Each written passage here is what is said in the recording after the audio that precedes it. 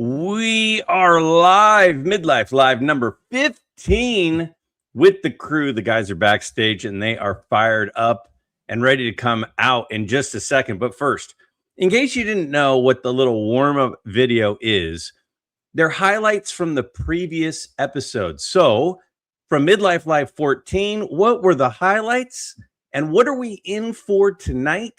Well, let's check it out. Oh boy. Monday, June 1st, 9 p.m. Eastern, 6 p.m. Pacific, will be MidLife Live number 15 with the same crew of Darren, Mike, Petty, and Tony, the Southern Collector. I'm going through withdrawals. You have any sticker residue on your fingers or anything lately? Let me in, would ya? Exit, stage left even. They were good. My good buddy, Beaver Feet.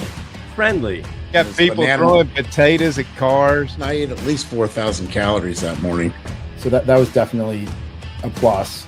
Here we come on the run with the burger and the bun and a dab of Coke on the side. You didn't have to run up 4 flights of stairs. That was nice. How do you end up in the parking lot drinking moonshine? It's by the time you get halfway down, you got Billy digging his big old sausage fingers in the thing like this, just pulling out peaches, and you got to try the banana nut bread. You know, people have wrote songs about the first time. Who am I to not try a little something when he's trying to represent? So My day one they were was not testing. ideal, but it got better in day 2. You know, Tony stole your car. It feels like the first time. Yeah, there you go. It feels like the very first time. Yeah, so my first day, I was frustrated a little bit. It smelled like my car in Ontario. So it was better. The manager told me if I don't like it, I could go to a different bank. Our room was huge. It had some stains. And I pulled up to the valet, and it was raining, and the valet goes, "We're not open." My big fat Suburban. I've been kicked out of much better banks than that, so don't worry. But yeah, there was a lot of great stuff, right? Meeting new friends, eating pancakes. A C of SGC. The Wiener's card. What did I buy? If my buddy Bob's there, I'm going. What about Bob coming out of the woodwork? I mean, if y'all are going, I'm going.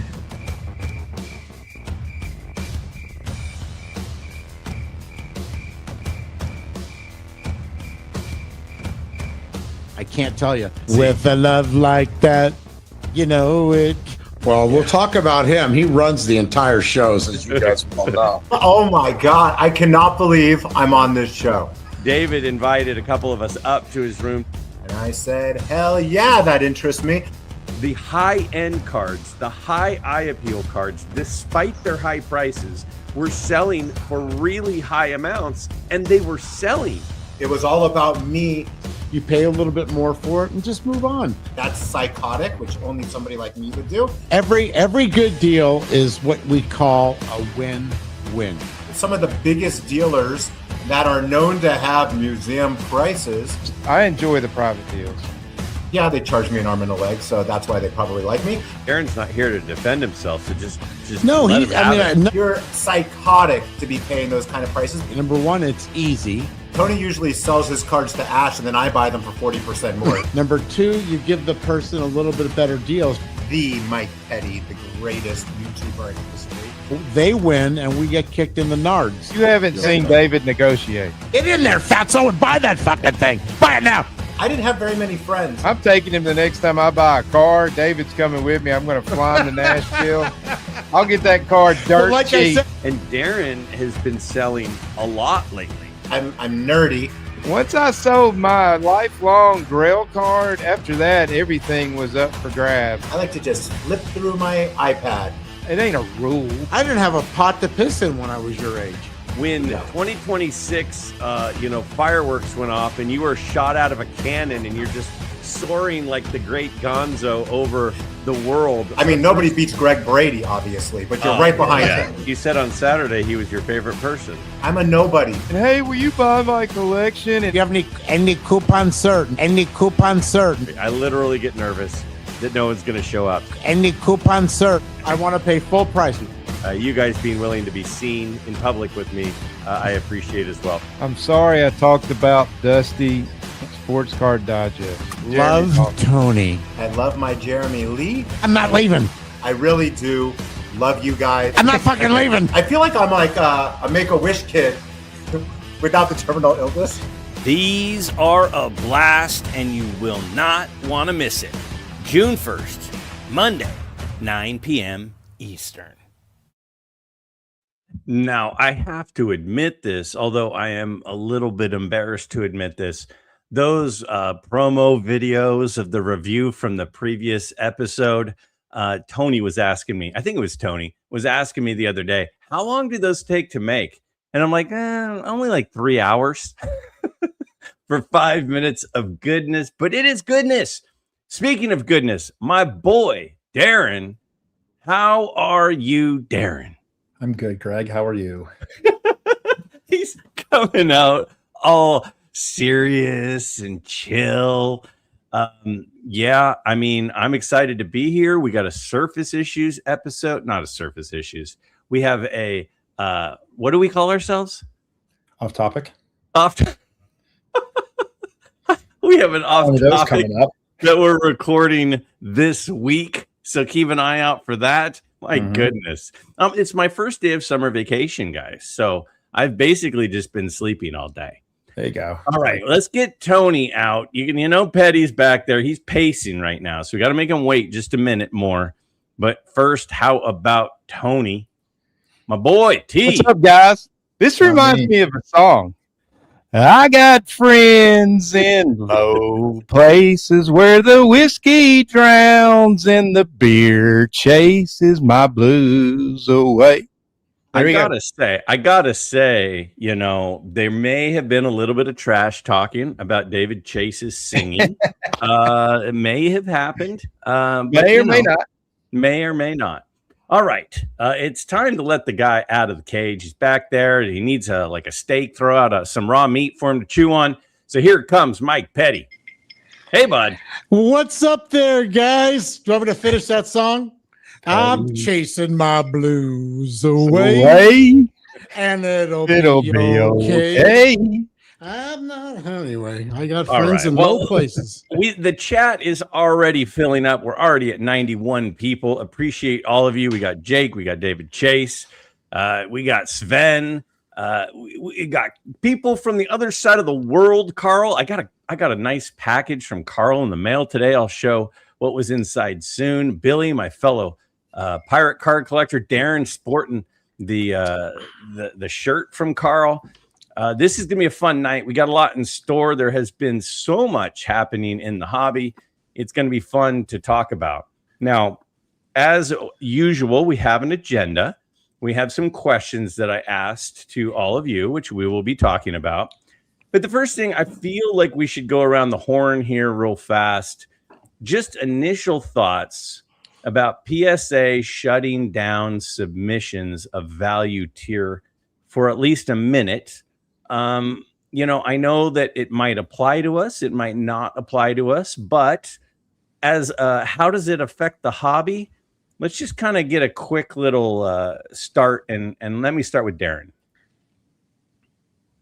It doesn't phase me. I don't submit anything for grading, but for people that do and they're not able to get their stuff back, it sucks. I feel bad for them.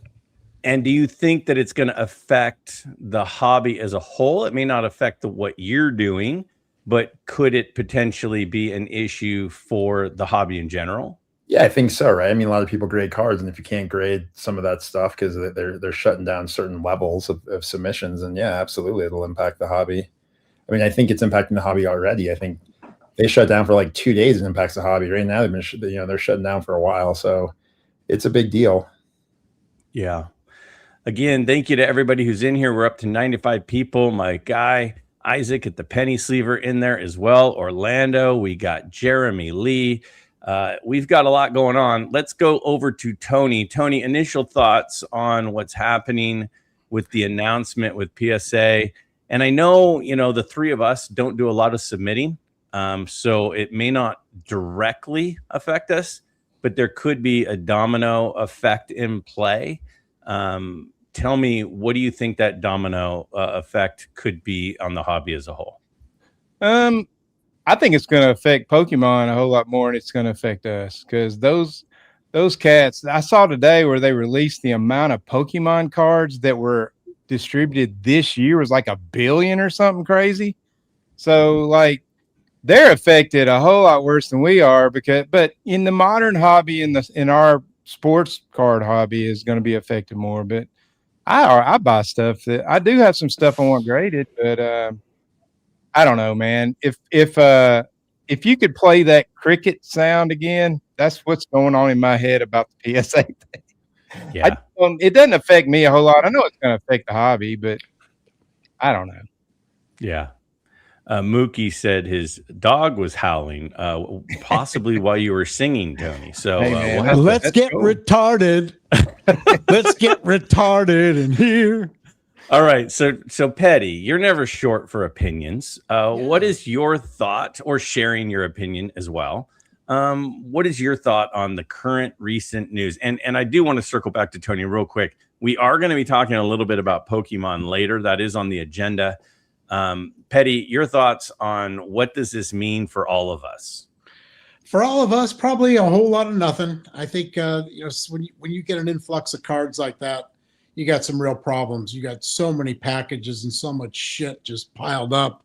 And then let's not forget, they got their hands in everything. I mean, literally, they are like the octopus of the hobby. They've got, one tentacle shooting that way with the selling. They got another tentacle, over here doing some other kind of thing. And it's just par for the course. I kept telling you that 150 business days was 8 months, and nobody believed me. And now what is it, 150 to 100? It just gets worse and worse. The thing I find funny, and how I told you this would happen, the one thing I was right about, is that effing PSA, they brought SGC right in the gutter with them. I mean, they were firing on all cylinders, SGC, and now what you have is you just have a company who's just like PSA, only smaller. You're still waiting forever now. Just like before it was 2 weeks. Now it's like 2 months if you're lucky, and you're probably going to be up to 4 months, and they're going to probably have an influx of stuff and not be able to handle it. So, it is going to affect the Pokemon people. I think 70% of cards were all Pokemon. And so they might be able to fix this. If it was me, I'd have all that Pokemon shit going to another address. Focus on that stuff on another part of your campus, and then focus on the sports cards and try to do that. But I mean, basically, if you sent cards, you're not going to see them. Here we are in June 1st. You're not going to see them this year. I'll tell you that right now. You're going to be at least, forget the business days. You're going to be at 200 regular days. So whatever business days that is, but. Yeah. And one of the things that I think about is like when we have a situation where people are sending all cards in, it slows things down. And, I was listening to Jeremy Lee the other night on Sports Cards Live, and he had quite a take on this. I encourage people to check it out on his stream. And I agree. There's not much really he said that I disagreed with. But one of the things he said is, everybody has a right to have their cards graded. Just because this is an expensive card and this is an inexpensive card doesn't mean that you shouldn't be able to have your card graded if you want your card graded. But to a certain extent, it's sort of like the person who every time they get a runny nose, they go to the doctor.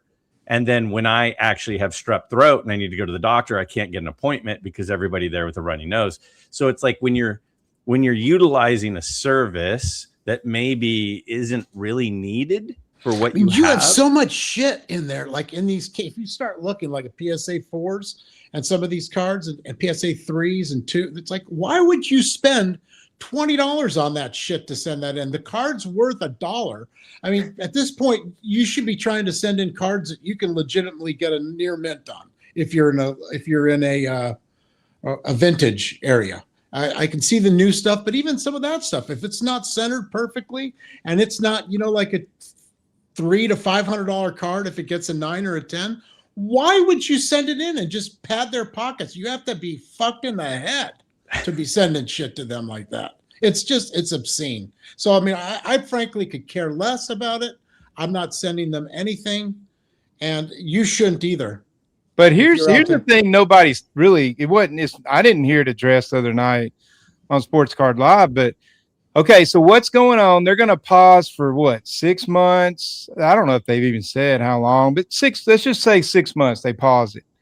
All these people that are sitting on their cards right now, they're going to pile up. And what's going to happen at the end of that 6 months? They're going to have record submissions because it's going to be an avalanche. So I know they're saying they're going to hire a lot of people. They better have every one of those people sitting in that chair ready to go like day one when they turn the faucet back on, because they're going to get buried and it's going to go to crap and it's going to be worse than it is right now. That's my 7 opinion. days a week they need to be working, and they need to separate the Pokemon shit. Unless they jack the price up so much that they weed out the people trying to grade a junk wax card. I mean, that's bottom line. Hey, or Darren. a junk wax Pokemon. Darren, my question to you is a follow-up question to you is this. Do you think that the SGC hall, I mean, SGC is I mean, what they can't have more than five people working there, maybe 10. Right. Right. Is that, do you think, just your opinion, we don't know, we're not there, so this is just, do you think that is because all of the graders were harvested from SGC and brought over to PSA, or do you think it's partly by design to discourage people from using SGC and using PSA? Because if it's going to take forever anyway, you might as well use the service where the cards have a higher resale value. Like, do you think, what is your thought on that concept? I think it's more of they're pulling, I would assume that they're pulling the graders to cover the additional PSA submissions. I mean, at the end of the day, if all these submissions are going to SGC, then it's still, collectors getting the money, right? So I don't think that, I don't think they're doing anything to, necessarily stop a revenue stream, but I think they're focusing on the primary, on their primary revenue stream, which is PSA, and they're pulling the good graders. And I think the regular graders that are left are, sticking around SGC. And I think one of the things that's tough about them acquiring all the grading companies is that if you're a grader and that's your skill set, if you don't work it for collectors, there's not a whole lot of other places for you to go, right? Like your skills aren't super transferable unless you go work for like Mike Baker, right? So, I don't think people are quitting, right? Because they have nowhere else, unless they want to change careers. So I just think that they're not, they're pulling people from SGC. They're not hiring enough people. It's weird, right? They're just not managing it. Well. It's almost like, in their mindset, it's like, let's not prepare for growth. Let's make sure the growth is fully there before we invest anything, and it just blows up, right? Like, if you think about like small startups, the majority of small startups don't fail because their idea sucks. They fail because they can't grow fast enough, and then they just go out of business, right? And I don't think that'll happen to these guys, but they're kind of acting like that. Like, they're acting like, let's make sure the investment is worthwhile as everything builds up and starts to blow up. And, at the end of the day, the biggest companies in history have all been replaced by a competitor who's done it better than them, right? So let's see how that goes. Yeah, I mean, there have been a lot of times where there was basically a monopoly, and that was a comment that was up here. Is it says, so far the monopoly is working out great for the collecting community. Obviously, a lot of sarcasm. It's working out great for the grading companies. It's not working well. It's working out well for one. It kind of sucks for us. And then, Isaac, obviously with a wink down here saying, well, maybe you should, try one touches and buy penny sleever products. I'll say this. I just bought about 100 one touches from the penny sleever about 4 weeks ago, because I'm like, I've got a lot of cards that I would have sent in just basically for the protection, and so they look good, and I don't want to wait. So that is my option at the moment. So I would think that this could be a good thing for companies like the penny sleever and the other companies that make one touches and things, because let's face it, cards look really good in one touches. They sure do. They do. I got several, and they got them in all different sizes. I mean, they got the normal size, they got the oversized for the 54 cards. I got one over here with the 1939 Ted Williams in it. I mean, yeah, it's all different sizes, man. They even got tobacco cards, so that's a little infomercial for them. But yeah, they're awesome. I heard they have over 1 million cards that they've just got from last week since they made the announcement. Oh, really? Mm-hmm. I mean, isn't it kind of funny at least that we've got the Boston card hunter saying, don't do anything this month and don't send anything in this month, and then that's the month that they get so overwhelmed they have to back off. No pay in May. Yeah. Hey, Jimmy Kirby, I appreciate this very much. Again,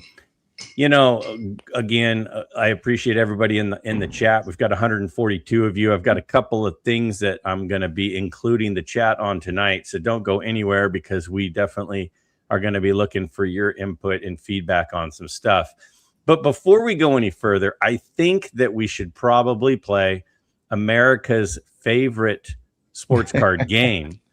And if you're not sure what America's favorite sports card game is, let me just quickly remind you, it is time to play Guess the PSA Grade.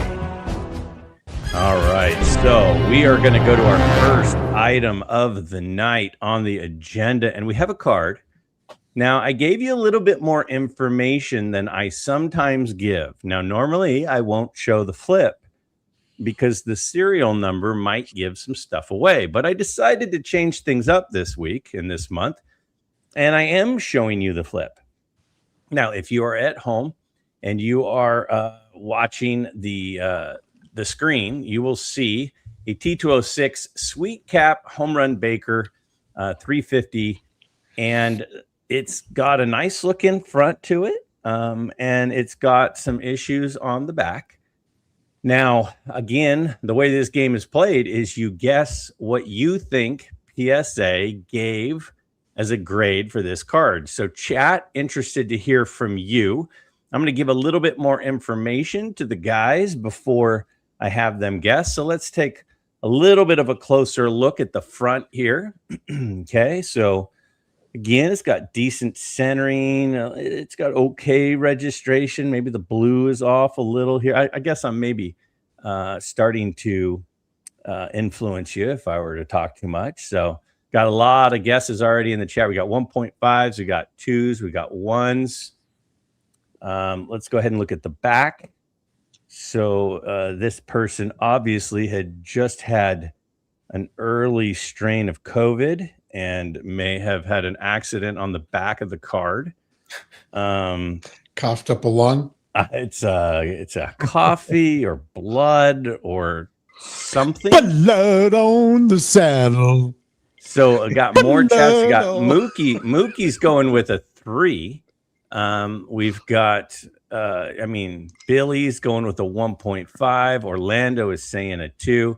Now, if you're out there cheating, Jake is going with the 1. If you're out there cheating and you actually are looking it up, okay, if you're looking it up, that would be cheating. So please don't do that. That's one of the reasons I don't usually. We got 116. Oh, is that the number of people? No, we're at 144 people. So Carl, all the way from the other side of the world, going with a 2. We've got Gary with a 4. All right, let's start at the top with Mike Petty. What grade do you think this home run Baker? Not what is. Let's give 2 numbers.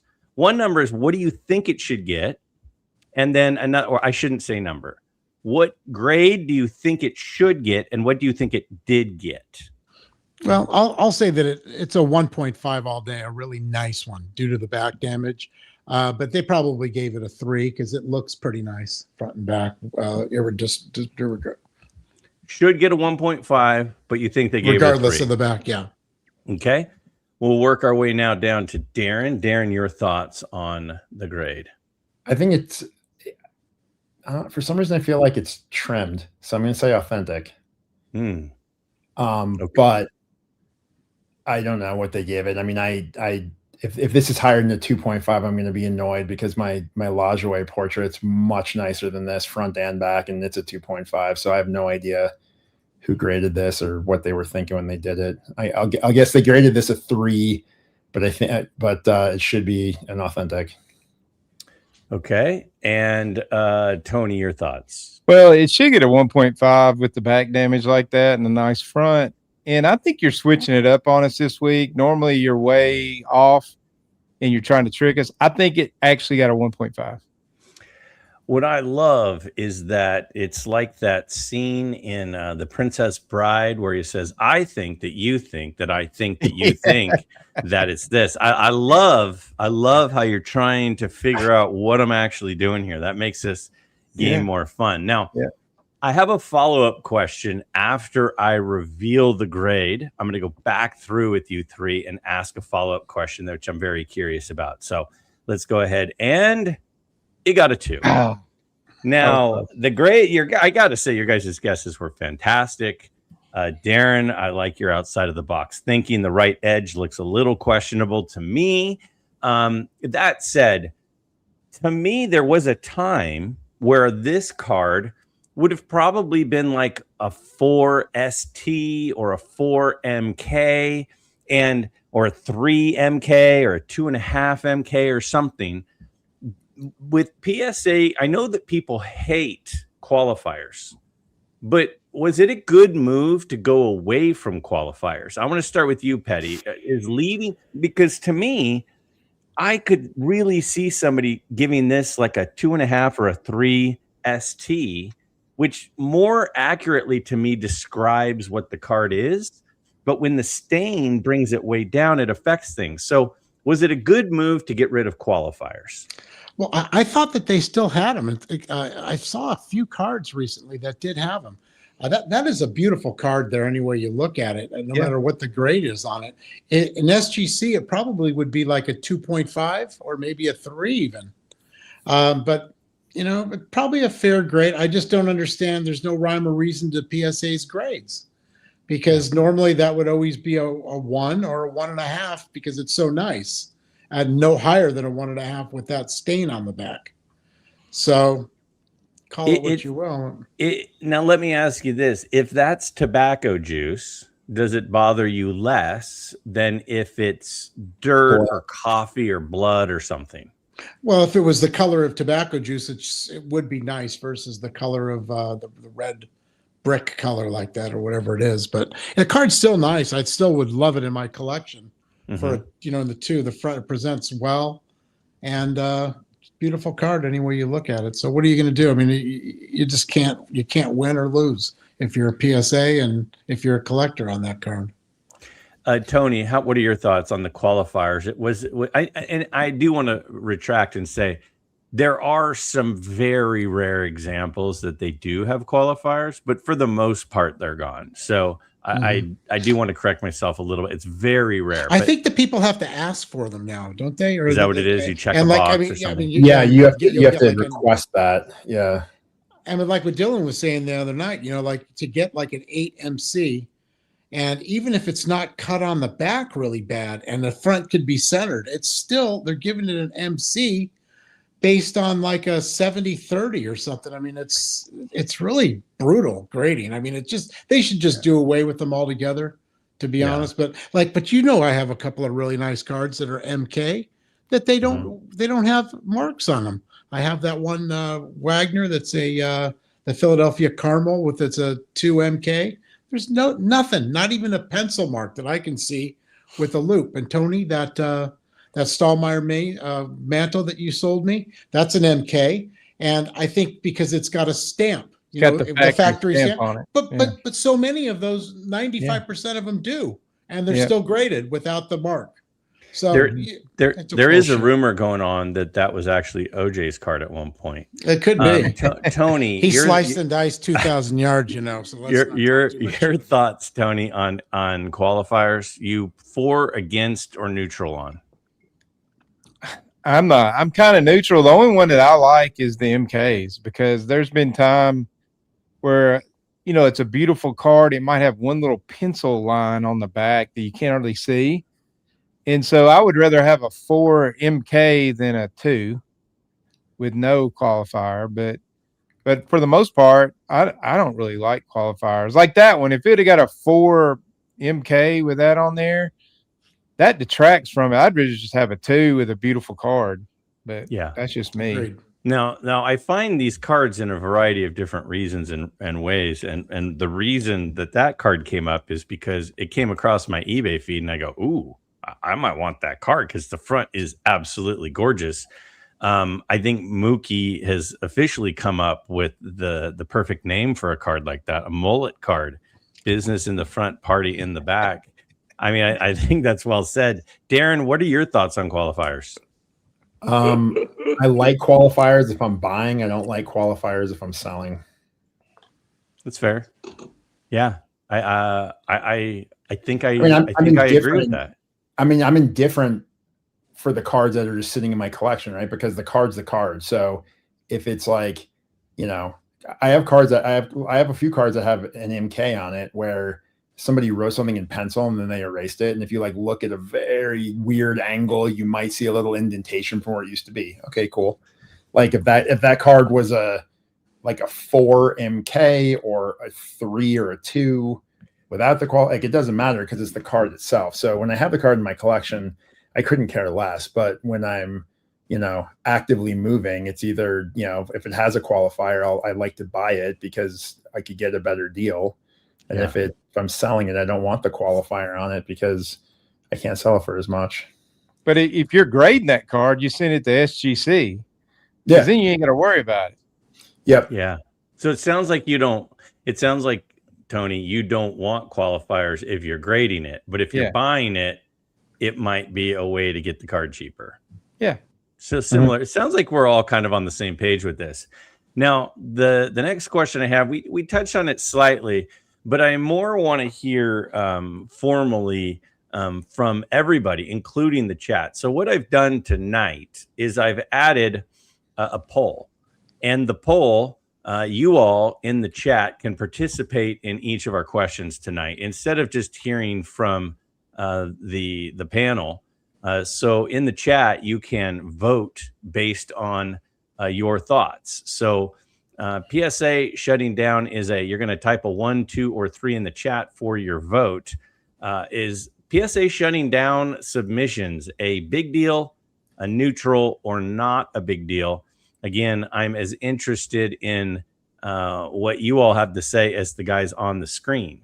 So I'm going to wait just a second because I do want to hear what all of you guys think and start to vote before I reveal what the guys said, because I don't want what the guys say to affect you. So again, you're typing a 1 if you think it's a big deal, a 2 if you think it's neutral, a 3 if it's not a big deal, and then we will be comparing what does the chat think to what the guys on the screen think. Now, I will also say this. The guys on the screen don't know this yet, but we have a first, an absolute first, something that's never happened before is going to be happening tonight on this, relating to the questions and relating to the topics. So just know that there's something interesting happening behind the scenes. So we got a lot of votes. Right now we're poll because the poll's cool. That's new. The poll, I think the poll is cool, but I think it's cool that you take the time to do that, right? Like I wouldn't. I'd just look at the chat and be like, yeah, lots of 3s. Fuck it. That's where we're at. So we've got right now, not a big deal is at 44%, neutral 23%, big deal 35%. It's obviously moving as people are voting. So keep those votes coming in. We got Joe Perot. He just popped in with a neutral. So I'm going to bring it back on the screen, and then I'm going to show you guys how the group voted. Tie. All right, here we go. They all said neutral. So the chat's last choice is neutral, but you guys are unanimous on neutral. So let's start with you, Darren. Why are you neutral on this? I know you talked about it a little bit, and I know you said, well, it doesn't affect me. Are you neutral because it doesn't affect you, or are you neutral in that how it'll actually manifest itself in the hobby community and in the culture and what's happening is a neutral? Neutral because I don't care. Got it. Not because I didn't do neutral because I think the impact is neutral. I think the impact to people that care about submitting cards it's a relevant impact. So it is a big deal. But for me personally, it's neutral because I don't care. Now, I would be curious if you're in the chat and you voted one big deal, which a third of you, 33% did. Tell us in the chat, why is it a big deal? Because I want to hear that perspective. I'm going to go ahead and drop the poll off the screen because we said 33, it is a big deal. Now, let's go over to you, Tony. Why do you think it is just a neutral? I'm with Darren. I just don't care. I mean, it's a non-starter for me. I don't send cards in. I'm not a dealer. I'm not a flipper. So I don't give a crap, man. They could shut it down for 3 years as long as they'll grade my cards at the National. But do you give a crap? Do you give a crap if it affects the hobby? I mean, do you give, because I'll give you an example. If there are dealers out there who part of what they do is buy collections and then get cards graded and then sell the cards, say, online, and now they can't do that, that has some ramifications on for sellers.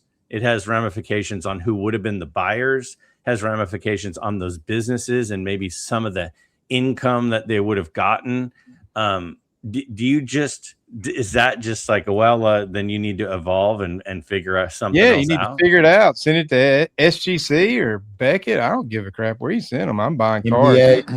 Yeah, I mean, seriously, I don't care. Ash ain't buying raw cards. He's going around buying all the slabs in the whole show before it opens. Like, but wait a second. Let's talk about that. If that's what he's doing, and I don't disagree, if he's going around and he's buying all the slabs, and now new slabs aren't showing up, doesn't that affect Ash's inventory? Becomes more valuable. Yeah. I mean, yeah, if you really want to look at it like that, I'm not that deep, man. I just collect cards. Petty, do you have anything to add before we move on to the next question? Great minds think alike. I mean, neutral because I could care less. It doesn't affect me. Yet, will it affect the hobby? Yeah, it's going to affect the hobby at some point.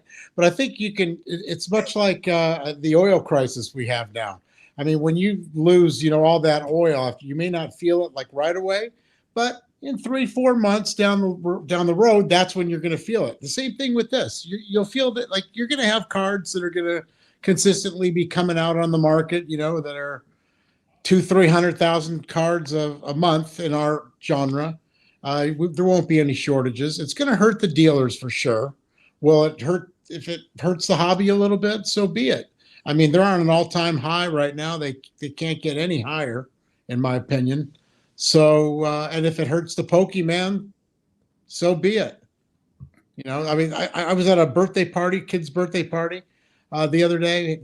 The guy had my nephew had a room full of Dodger stuff, and he's got his card collection in there now. He's been collecting for a year, and all the parents we were talking about Pokemon and how their kids like it, they like it, and how these $60 boxes they're lining up for at Best Buy, and they can't get them, and now they're $400 the next minute. So like, there's just tons of good things that are happening in the hobby, and it's not going to really make a difference for us, but we'll see. Okay, I've got a couple of little things that I need to share here. First, every time you say Pokemon, if I'm not externally giggling, just know on the inside I giggle. I love it. The Pokemon reference is fantastic. Isn't it? I don't even know what that's what the Theo loved it too. Theo loved it when we say Pokemon. Well, he also catch them all when we say flare instead of fleer. Yeah. The other thing I'll say is when somebody pays $9.99, we give them what they want. So, Petty, this is a question for you. So the man paid for your opinion. So I'll give it to him. Brother, you're up. All right. I'm going to give you money advice, but don't do this at home, kids. But for $9.99, I'll do this. I'll tell you right now, Texas is a great place to like invest in like a property for an inheritance. If you're looking for like in Austin, San Antonio, and anywhere in between there. Also, they have no state taxes, which is nice. But I would just say Texas is the state rather than California or Illinois. Even though, I mean, there's no comparison from California to Texas. I mean, Texas is basically wall to wall yahoos. Everybody's got 3 thumbs. California is just too expensive. That's the problem. And Texas is really growing. The freeways are a complete clusterfuck there, but people love it. So I hope that All helps right. you. Well, that was fantastic. Don't discount the S&P 500 either in dollar cost averaging. And Yeah. if it's inheritance too, to be honest with you, I would actually, this is true advice though, I would actually sit on the money like in a like a CD for a year or maybe even 2 while you're deciding what to do with it, because you don't want to get emotional with it if it comes from experience. So true that. And this broadcast is brought to you by Petty's Investment Advice. It is actually brought to you by David Snyder, Normal. I love David. But yeah, we love it. Okay, so Thanks, David. Mookie's cards are stuck in the Strait of Hormuz, if you are wondering. So I'm sorry to hear that, Mookie. Mine are stuck at PSA from eBay authentication. So we all have our issues, I guess.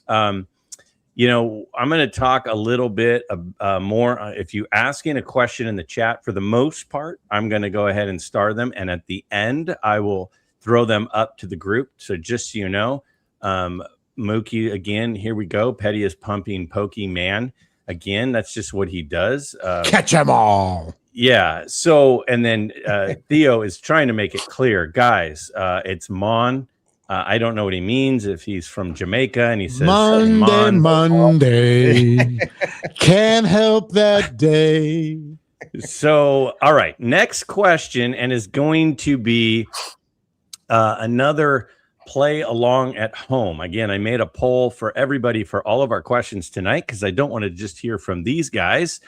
All right. Second question to the screen. The sports card market, I should say, is in a bubble. Okay. So the sports card market is in a bubble. So that is the question to the chat. Now, if you strongly agree that the sports card market is in a bubble, you're going to put 1, 2 if you agree, 3 if you disagree, and then 4 if you strongly disagree that the sports card market is in a bubble. Now, I feel like 2 months ago when we talked about this topic, which we did, and I think with the market that is happening, with the money that is flowing, with the prices that are surging, I think it's something to continue to talk about because, you know, 45 days ago or whatever it was when we had our last one of these and we had this conversation, things were different than they are now, and not necessarily better, not necessarily worse, but they were different.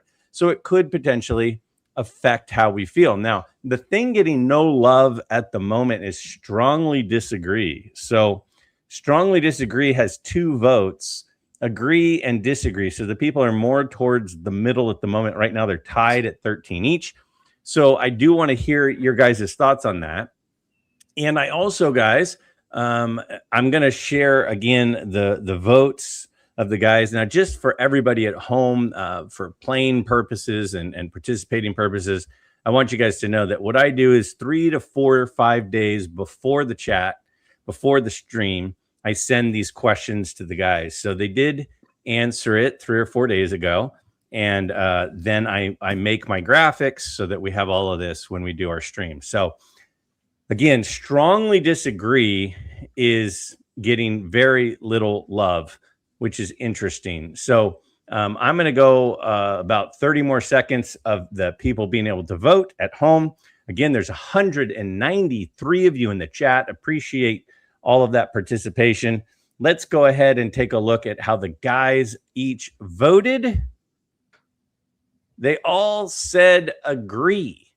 So they all agree that we are in a bubble. Now, they didn't say they strongly agree.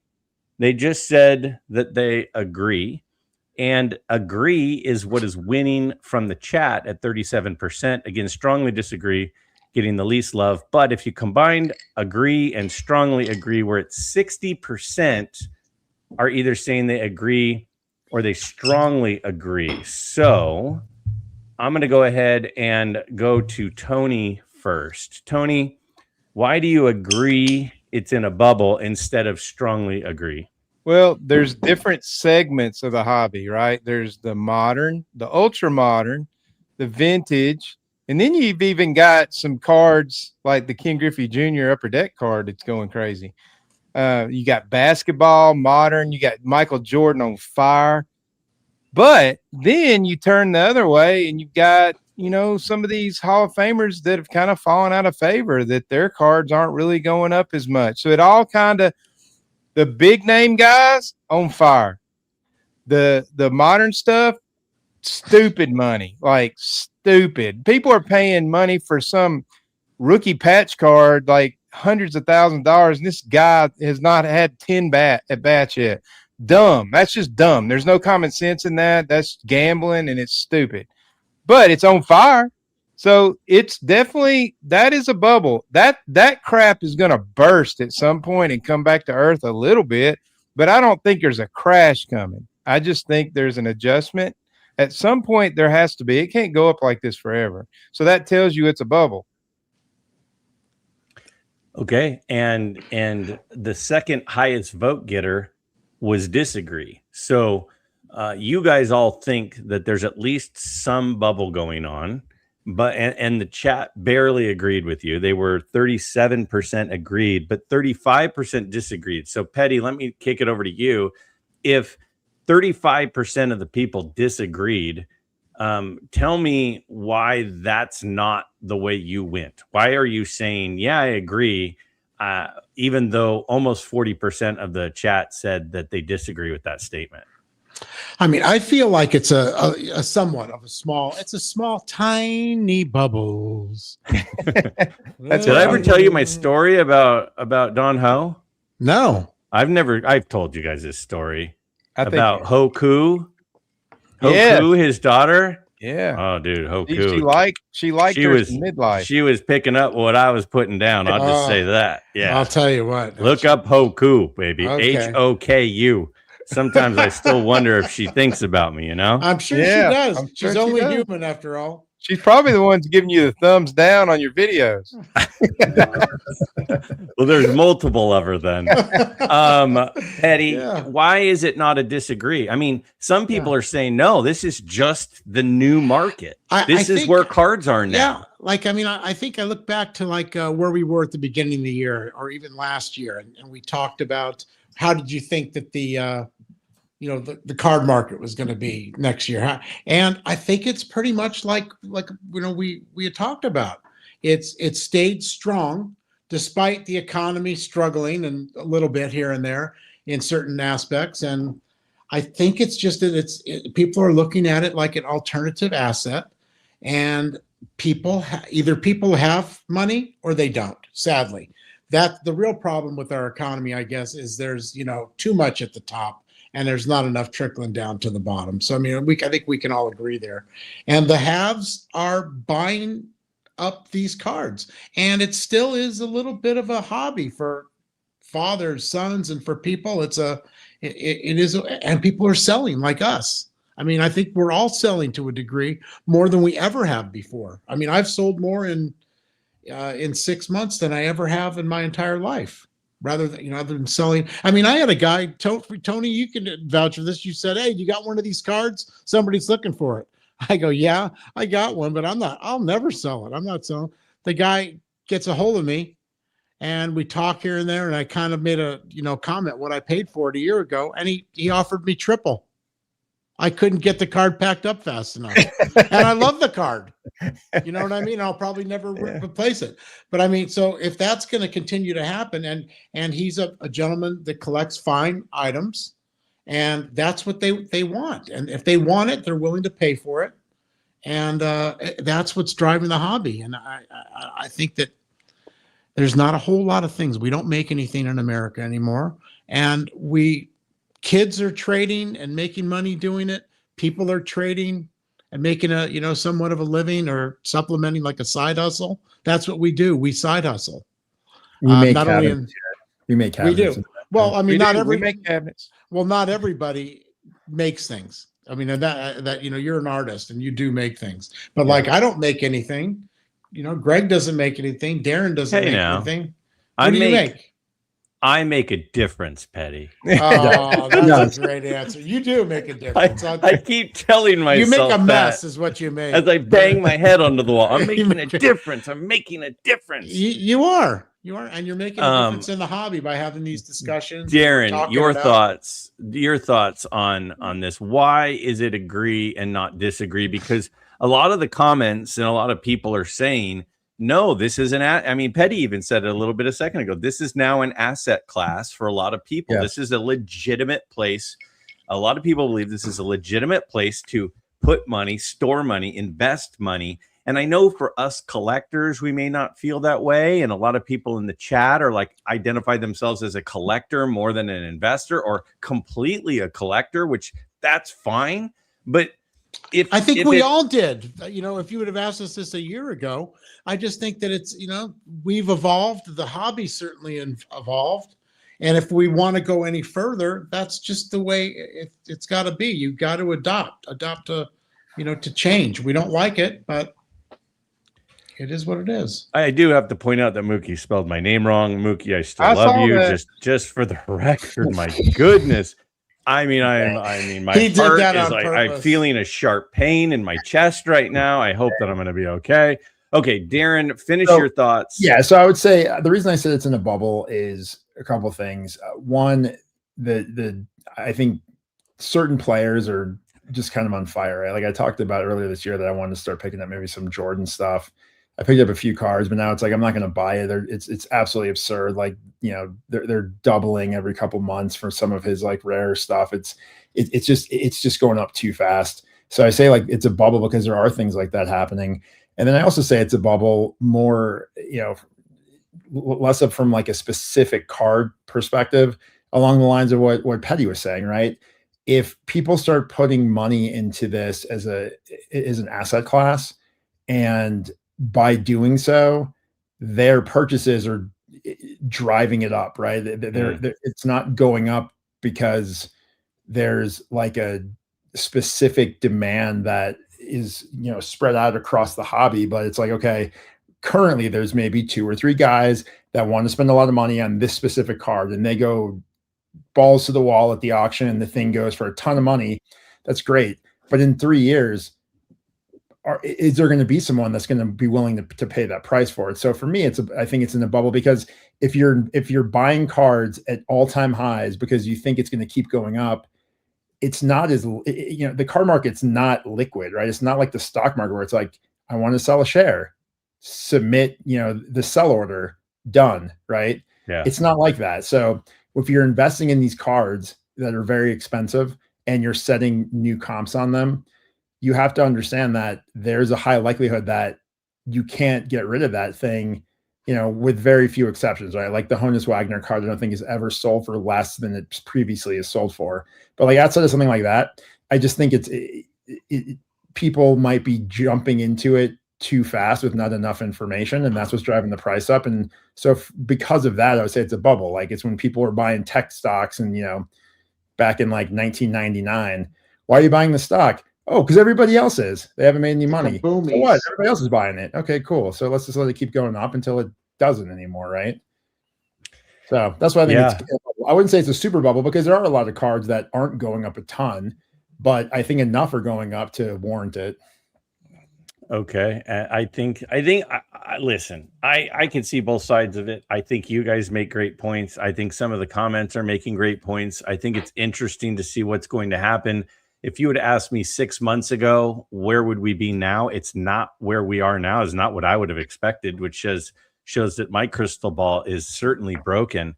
I do, however, have another question, and the people want more Mike Petty. So Petty, you're on the board. David Snyder is willing to kick down for more advice. Oh, David, do you think, just for the people at home that aren't watching and just listening, he says, Petty, do you think there will be a PSA submission center in Dallas at some point, like Burbank Sports Cards? Well, the fact is, Burbank Sports Cards and Sports Cards HQ and all those places now, they're basically closed. I mean, what are they going to do? They're going to take some submissions, I'm sure, at like $100 a pop. But I mean, you're going to have a guy there all day to just sit there and basically play with himself. He's going to be jiggling his marble sack the whole time. I mean, it's crazy. Now, I do think they will be everywhere at some point. Yes, especially Dallas. Yeah, I don't disagree. Okay, so let's go ahead and thanks, David. Yeah, there we go. Okay, let me go back to the live chat. We've got this is a really interesting development that our boy Bob is sharing with us. He says, Bubbles, the other night I got drunk and blew Bubbles. Bad news, Bubbles is my dog. That's a good line. That's like a what about Bob? That's like a Rodney Dangerfield, and the chat absolutely loves that joke. Okay, are we ready for our next question, which is along the same lines? And I will get the chat your opportunity to participate as well. So the question or the statement is, on January 1st, 2027, sports cards will be worth. And we have 3 options. Okay, the 3 options in the chat are: number 1, if you think they'll be worth more on January 1st, 2027. 2, if you think it's going to be the same. 3, if you think cards will be worth less than they are right now. So we'll give the chat a second. Again, I do want to say thank you to everybody, all 211 people in the chat. It's crazy to me that we have 211 people in here. So I appreciate all of you very much. We have a lot of options that we could be doing on our June 1st, 2026, but we chose to be here, and I appreciate each of you very much for that. So right now, a strong lead that cards will be worth more. We're at 80% of people are saying cards will be worth more. Apparently something's going to happen, right? There's only one person voting for nothing will change. Yeah, one person has said cards will be worth the same. 24 people have said more. 26 people now have said more, which is 74%. 8 people have said they'll be worth less, which is a very interesting thing, especially when we go back to the question we just had of, do we think we're in a bubble? If we think we're in a bubble, does that mean that bubble is going to pop in the next 7-8 months? 6, 7, 8 months? That is to be determined. I guess, well, we're at 66% have now said more, 29% have said less, and 7% have said the same. So I'm going to go about 30 more seconds on the poll. Chris from Missouri says more, but he forgot to push 1. So add 1 for Chris. I got to say, I love you, Chris. And you were fantastic on last night's For Collectors stream. If you are out there and you're listening to this, as soon as we're done, if you have not watched last night's Sports Cards Live, Mookie Chilson makes an appearance along with David Chase. Great show last night. It was a great show. John 3D. And Chris, you have a lot of deformities, believe me. I had a lot of fun with this. So, okay, so we're going to go ahead and stop the poll. The poll says 63% think cards will be worth more. So let's see how you guys went. All of you said more. If you haven't caught the theme of the first time ever, you probably, if you're into patterns at all, are starting to catch on to what the pattern is or what the first time ever is. Let's go ahead with Darren first. Darren, a second ago, you said you think we're in a bubble. You agreed. And now you are saying you think sports cards will be worth more in 7 months. So help me through that. So I think at this point, especially with like the mid to higher end stuff, I think the market will grow as long as the stock market's still going up. I think that I think that there's a legitimate correlation there. And I think the stock market's high, but I think the stock market will probably keep going up. And that being said, I think that people continue to pay more for cards. At And to be honest with you, if the stock market starts to get a little soft, people that are investing might shift some of the stock market money into cards, thinking that might continue to go up, a little bit or vice versa. Yeah, like the drop may lag the stock market. So the stock market starts to drop, they put it in cards, hoping that goes up a little bit more, and they can get out of that and get a little bit extra before everything starts to go down. But what do you think about what Jeremy Lee's saying of 0.5? He thinks things will be worth way more. I think I don't disagree with that. I think that depending on the card, right? Like, I think Joe Jackson stuff, I think Jackie Robinson stuff, certain Babe Ruth and Ty Cobb cards. I think, and then obviously like apparently anything Jordan, right? Anything. 1990 stuff, inserts. Yeah. Ken Griffey Jr. for some reason. They love the steroid era. They love the guy. Yeah, I think the 89 Griffey in a 10, that thing's going to go to like 10 grand, I think. I agree. If one were to come up for auction soon, you should definitely go out and get it. Chris putting in the word instead of the number is Chris. I mean, there are different national treasures. There's the Grand Canyon, there's the Statue of Liberty, and then there is you. We love you so much. I can't even describe how much we love you, Chris. All right, Tony, your thoughts on this whether they'll be worth more. How are they going to be worth more if we're in a bubble? Is it just that the bubble won't pop in the next 7 months? I mean, when you start blowing a bubble, it's just this big at that point. Doesn't mean a bubble ain't all of a sudden just a big bubble and then it bursts. It gets bigger over time. I think what's going on right now is there's kind of a feeding frenzy, and people are having, hey, I better get this card. It's going up. I don't know if it's going to stop. I need to get it now. FOMO. And then the other thing is the biggest word in our hobby right now, the vintage, is consolidation. And so people are selling smaller cards and flooding the market with those, and that's all relative, right? What's a small card? But then they're going for the more expensive cards. That's driving the prices up on those. So it's kind of a cycle that's going on right now. And that I don't know when that's going to stop. But again, to me, a bubble is this can't go on forever. And when that ends, I don't know. But I don't think it ends by January the 1st. Mm-hmm. Tony or Petty, did you know you're a lemming? We've been informed that we're all lemmings. Your thoughts? What exactly is a lemming? I'm not Joe Perot. Drop the vernacular. Can Hosier Joe Perot translate lemming for us? What's that mean in Southern? Look it up. What does that mean in Southern? Petty, it means thoughts, you're a knucklehead in Southern. Petty, your thoughts on why our card's going to be worth more? Because Card Ladder says so every day. Up.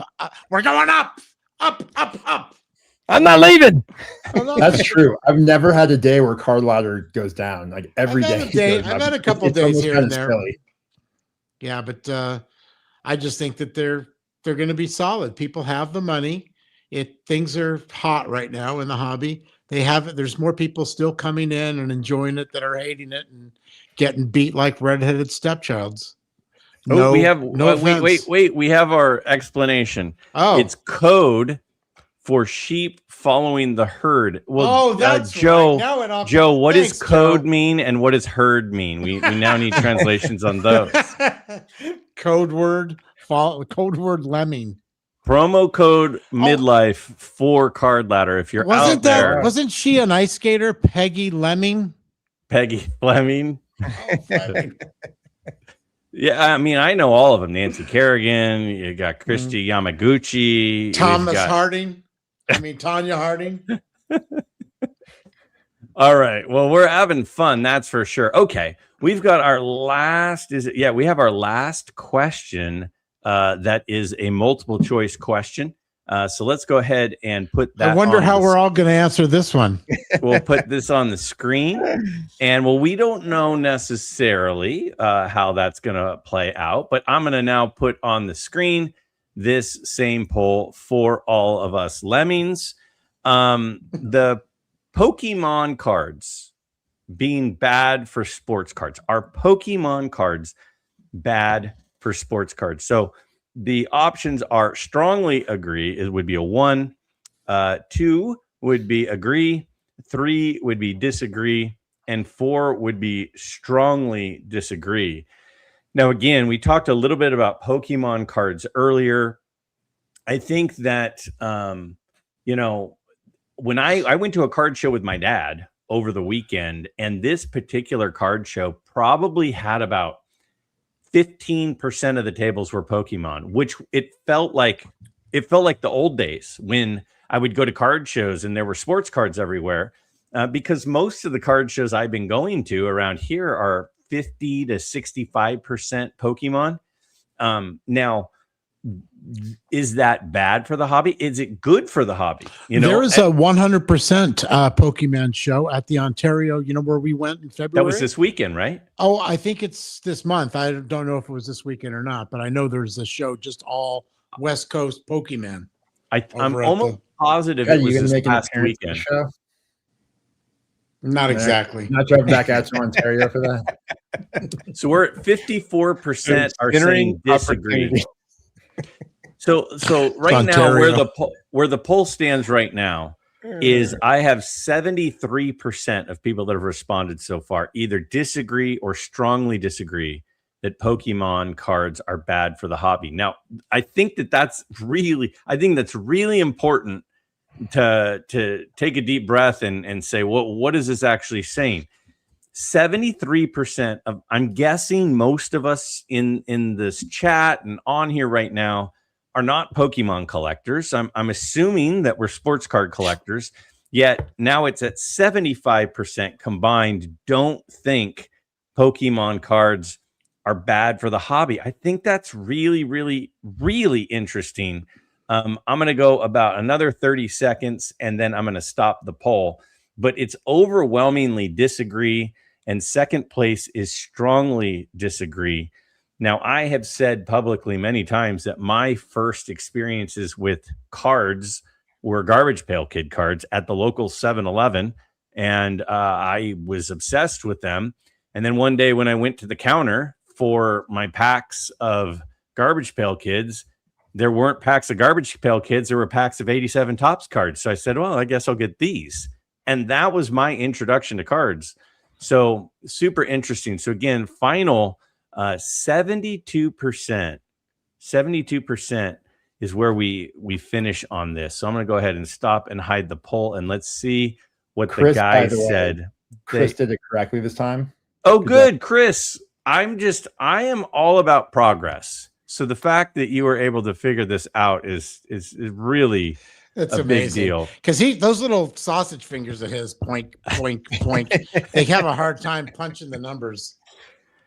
Okay, so we've got all of you Lemming. disagreed. Yeah, all of you lemmings disagreed.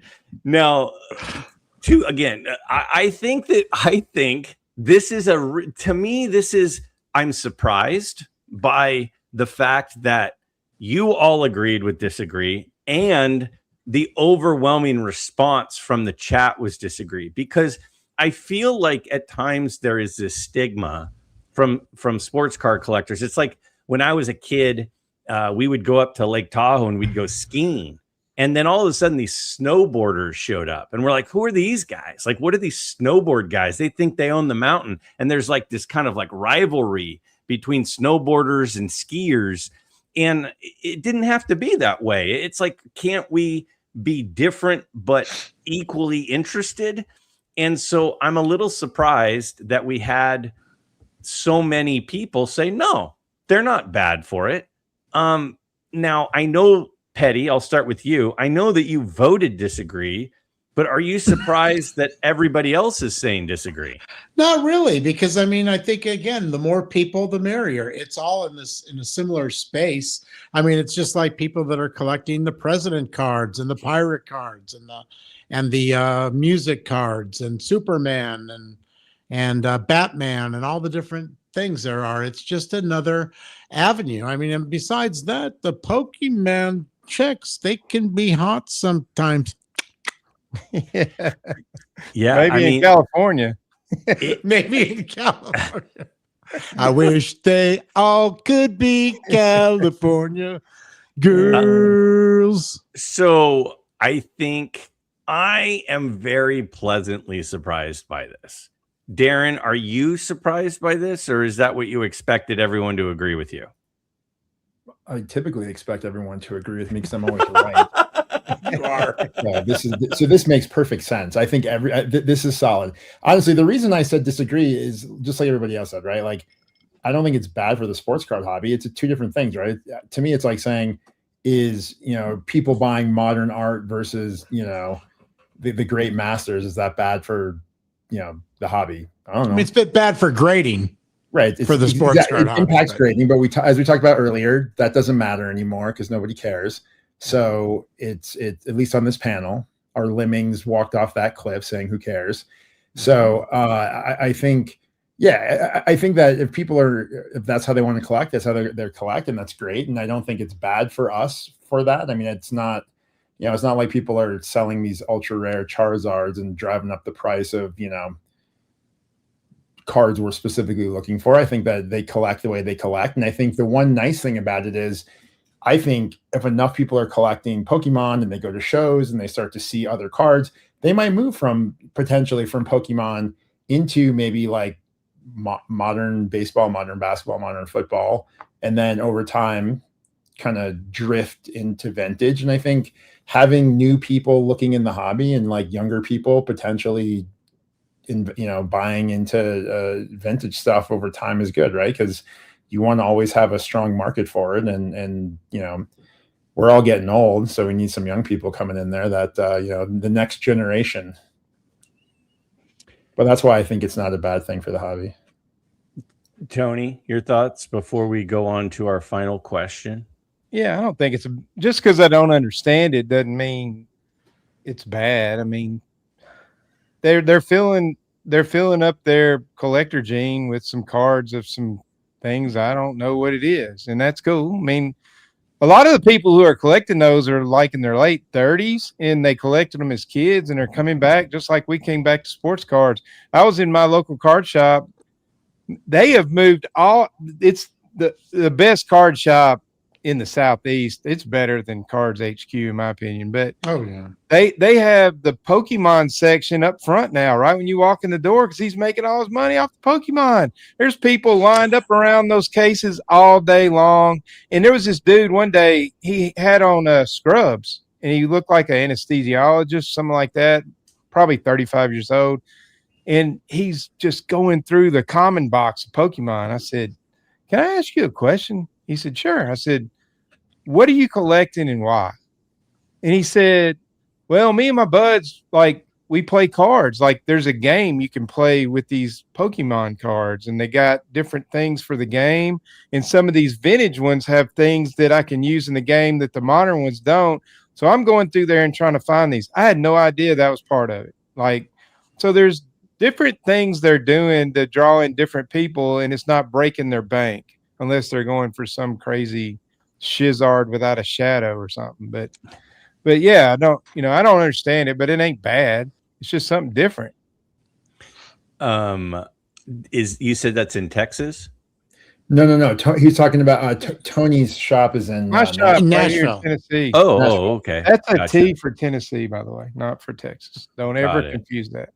I'm easily confused. Okay, and No, I know you know that. You're a Tennessee Vol fan. I am. I have a sweatshirt, and We're I going wear to it a Tennessee on game this Saturday. year Yeah, on you are. Tony, I Yep. mean, and we're going to tailgate. We're going to Yep. drink him out of house and home. Just make sure you get video of that, please. Okay. Yeah, I am real pleasant. quick. I like that last comment that you put up, JC. That's a super valid, great point. Yeah. I like that a lot. Yeah.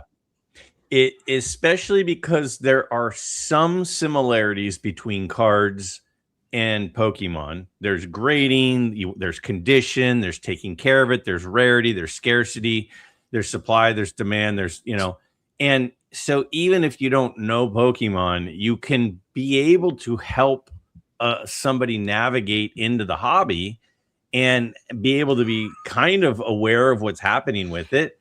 I think I was really happy to see the way that people went with this, because I feel like Pokemon gets a lot of hate from sports card collectors, and I don't think it needs to be. Oh, don't get me wrong. I hate them. I think they're ridiculous.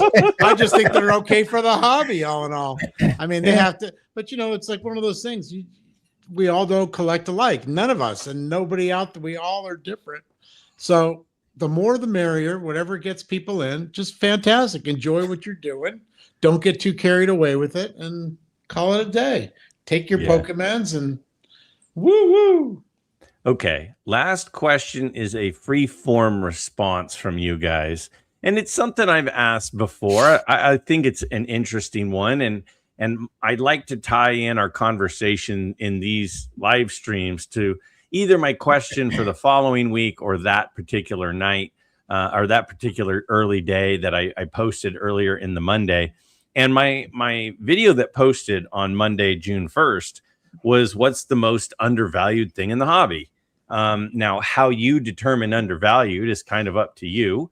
But I think it's an interesting question, and I'm always curious to pick people's brains.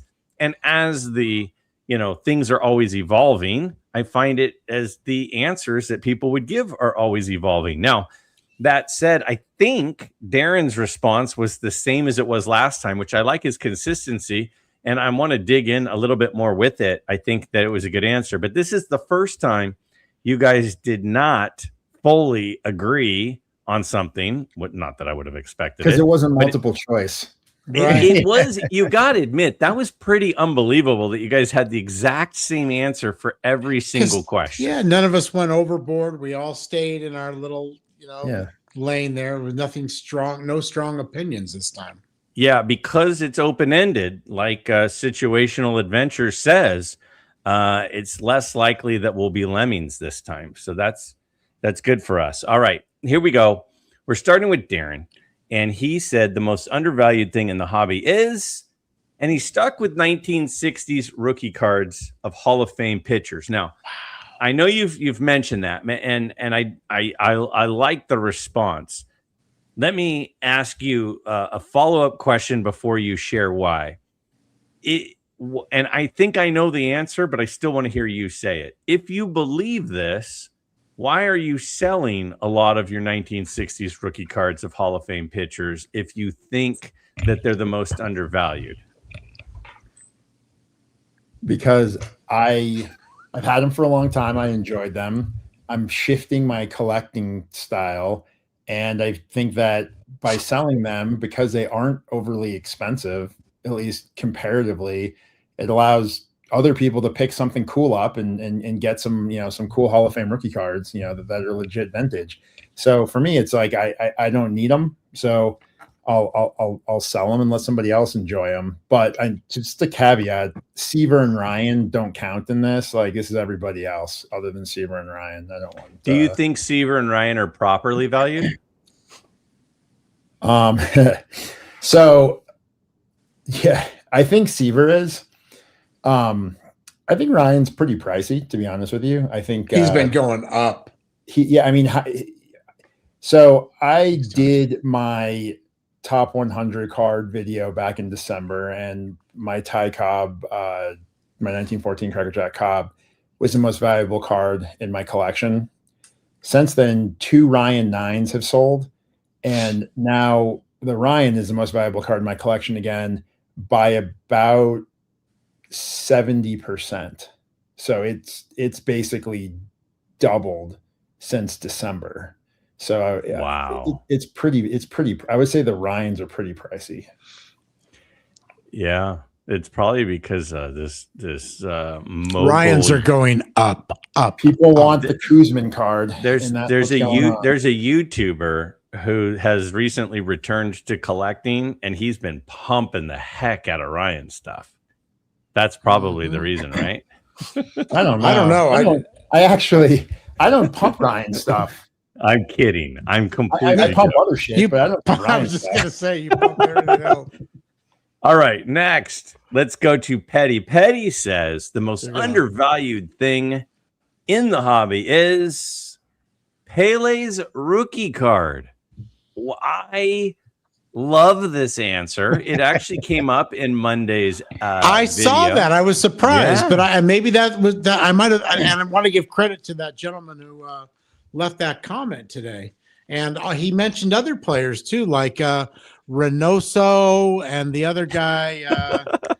I don't think it's Reynoso. Lionel Richie. Yeah, And, Lionel Richie. And He's got a Kyle cute Roach daughter. Jr. Lionel Richie's rookie Beckham. card is a good one. Lionel Richie and some other Kyle Roach Jr. Oh, and Beckham. The other guy, Beckham. David What's Beckham. David Beckham. I mean, frankly, I don't know dick about soccer, as you know. The best game I ever went to was Lucy's semifinal. I got in to Mission say, Viejo. me, That was a you, great and game. Dave Bauer hanging out. It was a great game. It was the best game I ever saw in soccer. Well, the funny thing was, I said to them, we're hanging out before the game. I said, now the way this works is I have to be by myself during the game. So the game started, Hey, I don't and I blame went you. all the way down by myself, and then halftime I came back, and then I went back especially when all the way Lucy down. especially when she went down after. I mean, that was these girls are vicious. This is no joke. I mean, this is like a boxing match or like an MMA for women. This soccer, it is amazing. But, Don't you call my buddy Portly there, Mr. Missouri. Don't you dare. All right. Let's go. Let's go to the last one here. We've got Mr. Southern Collector himself. And this one I thought was a really interesting response, and I want to hear your thoughts on it. It's not that I disagree. I think you can make a very strong case, but he says off-centered cards. Tell us more. He's never wrong. Well, when everybody is zigging, sometimes it's a good idea to zag. And everybody's chasing the centered cards to try to get one of them shiny stickers on it. And they're ignoring the off-centered ones. And you can get a really nice card like my buddy Chris from Missouri was talking about. You know, man, sometimes it's just about having the card. Like, he put it this way. If I can get an off-centered card or whatever, I mean, you know, it ain't got to be OC off-center, but, you know, a little bit, or have a little back damage, then you can get more cards. And he did the old, if it's an $8,000 card or you can get a $2,000 card, put a $2,000 card on the table and put $6,000 in cash on it and tell me, which one would you rather have? So, Right. So anyways, I think sometimes people just get the freaking card, man. Like, Especially if it's like a 60, you know, if it's close to fit, like my cards, they want to be centered, but they never are. So They're centered when you buy them, but when you Right. get home, they're off center. Right, exactly. They shift around. a so little bit. Petty is the perfect example of this. His cards are fire, man. Yeah. But they got honest corners. They're a little crooked sometimes, but they're awesome. I mean, I'd love to have them. I just had a guy on my collector spotlight that had these Babe Ruth cards, and, you know, who cares if they're centered or not? But I'm just saying, man, that's to me the most undervalued thing. Everybody is You shoot for centering, but if you I come love a up centered short- card too. Like, I got some, Me got too. some, but the majority of mine aren't. I got signed stuff that's so out of center it doesn't matter because it got a good autograph on it. Yeah. Mookie says Chris from Missouri is starting the blind video movement. I love it. Okay, we are not going to quite wrap things up. I have a few more things I want to talk about, including there was another question. Suddenly, new favorite commenter dropped another $9.99. David again. But he's asking it this time. He's asking it this time of all of us. So I want to go around the horn. The question, if you're listening at home and not watching, is: do you all have a favorite error card? I actually do. And is there a most hideous looking card? I certainly have an immediate response to each. And sometimes I think the immediate response is the most interesting response. And it's like the teachers always say, pick your first gut. What do you think your gut opinion is on this? So Why don't we start with Tony on this one? So Tony is, do you have a favorite error card? And what is the most hideous looking card? My favorite error card is the 1979 Bump Willis card. You remember that one? The Texas Rangers? Bump Wills. No. Yeah. Maury Wills' kid. I don't even remember why it was an error card, but when I was a kid, let me look it up. But anyways, I ain't gonna do that. But Yeah. when I was a kid, it was like this big deal. The error cards are gonna be worth so much money. I was 10 years old, and it was all in the Beckett's, and it was really cool. So anyways, that's my favorite. The most hideous card, probably. Is that the most hideous error card or the most hideous just card? most hideous, I think. Most hideous card, yeah. The most hideous is the 1958 Topps Brooks Robinson card. Yeah, you stole my choice for that one for sure. Yeah, that's a pretty bad one. Yeah. Yeah. Okay, Darren, favorite error card. And Favorite error card? Yeah. Favorite error card, Billy Ripken's fuckface. Oh, yeah. The big one came out. Is it an error? Is that an error? I agree. I think so, right? Because it's Okay. like, I mean, it says Beckett called it an error, I think, in the Beckett guy. So that's got to be right. And most hideous card, Tony's going to be so fucking pissed off when I say that. Oh, no. Uh-oh. E90-1 Joe Jackson. Oh, I don't care. I agree. He's not going to be. I'm not going to be disappointed. That's a good answer. That's a zinc oxide nose. That's the bozo nose card with the red lips. The red lips are always up here. Ugly.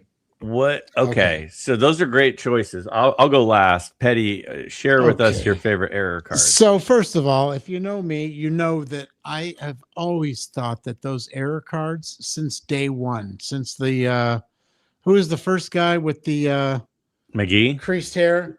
Yeah, the Sherry McGee. I mean, who gives a shit about an error card? That people only liked them because they were rare. Now you got rare everywhere. Everything's rare. One of one this, 10 of that, PSA 10.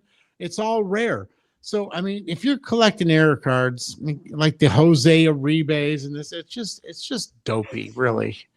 But I mean, if you like it, then good for you. I mean, whatever they are. Now, remember, don't forget, I traded those 2 Ripken cards. You know, I had a good stack of those fuckface cards back in the 80s.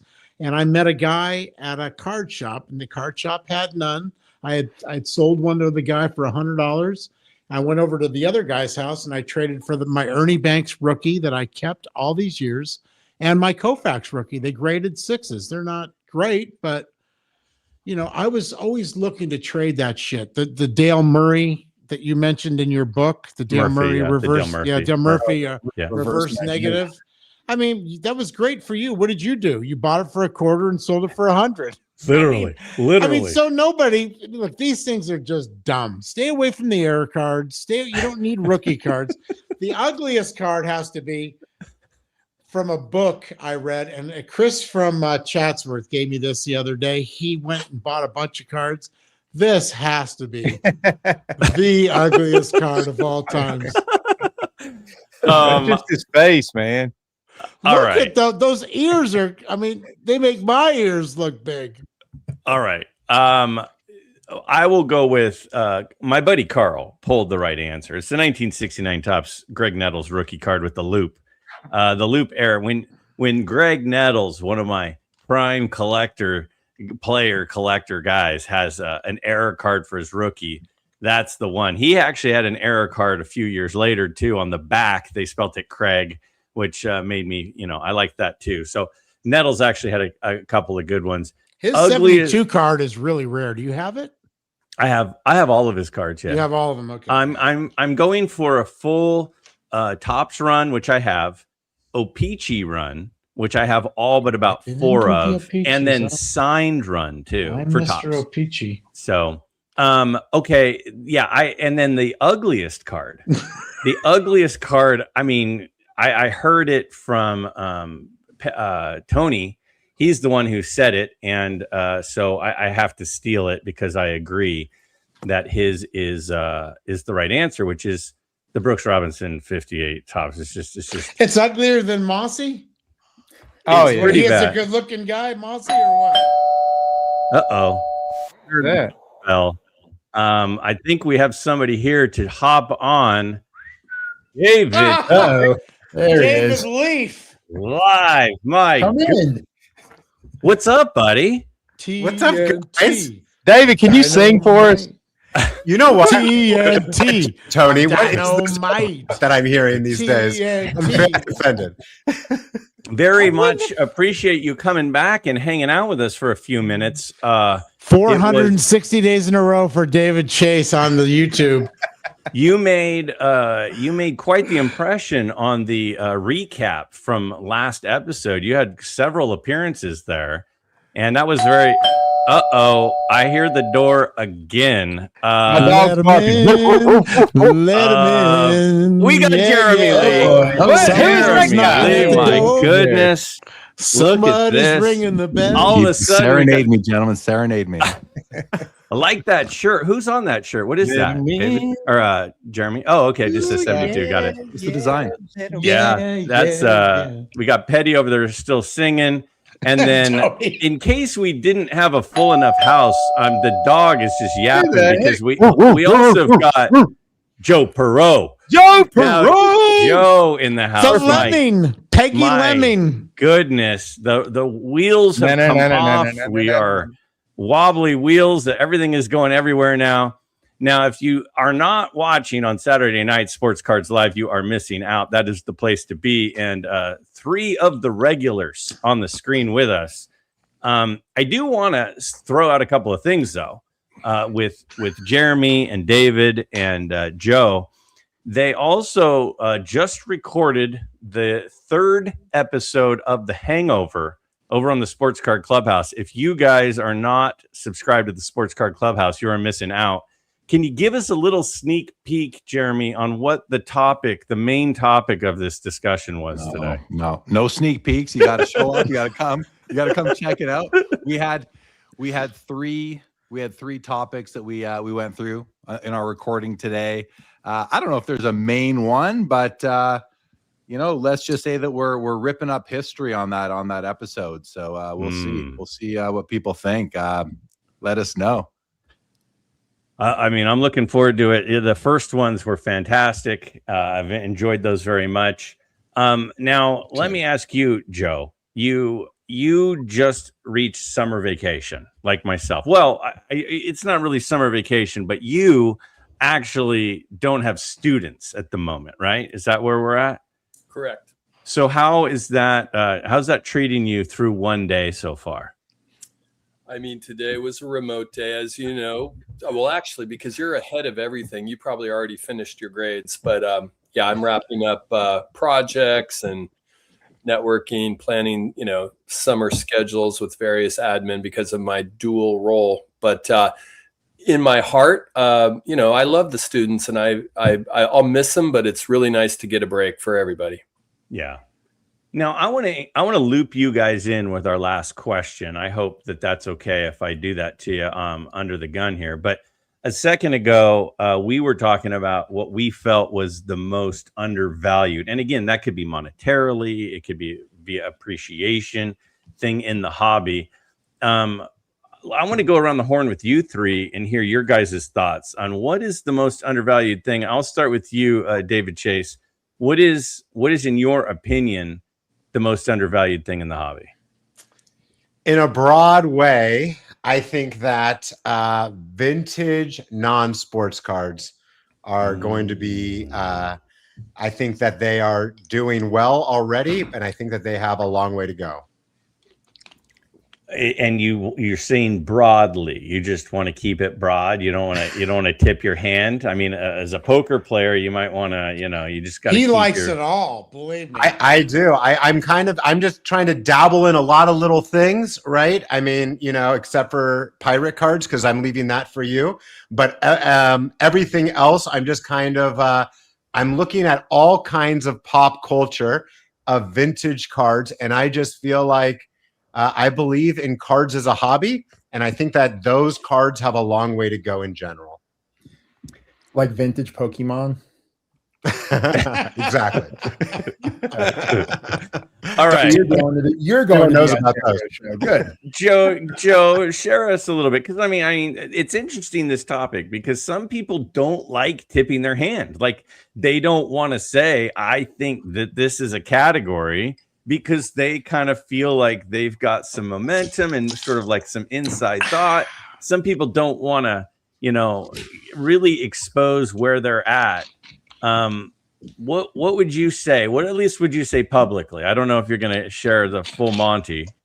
Well, the thing I love about you, Greg, is you've got the memory of an elephant. You remember everything. So I made the comment to you when you proposed that on your Q&A, and I was like, I wanted to say something, but I'm not sure I really want. But I will, because frankly, you're my friends, and that's actually the most undervalued thing in the hobby is friends. Oh, no. Just so you know, somebody up above said, if anybody says friendship, they're unsubscribing. It's friendship.